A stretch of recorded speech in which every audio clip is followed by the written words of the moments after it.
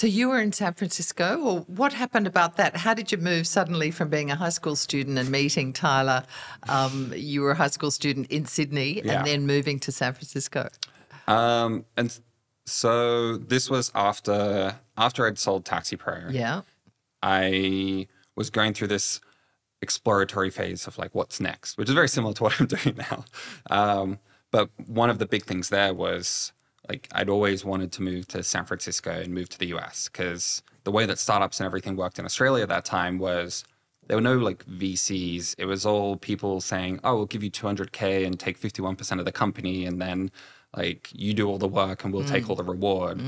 And in the US at that time, like you had a lot of the groups that would give people $1 million for, 10 or 20% of the company based on ideas. And it was just a whole different scale that existed and a whole different like so the risk ecosystem element. was much more developed there. Much more developed, much more favorable to people taking big risks.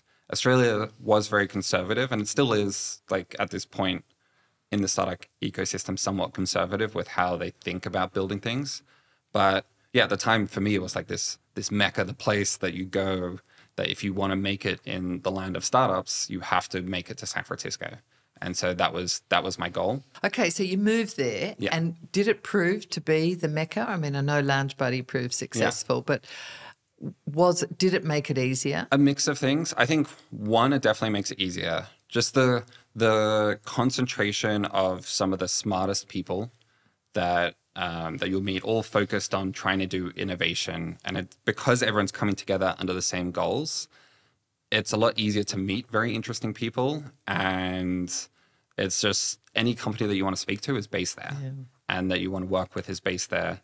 And then I think the last thing that really makes it a special place is that there's this big kind of like give back or pay it forward culture of a lot of people had moved there and started something, and people took a chance on them, and then they became big.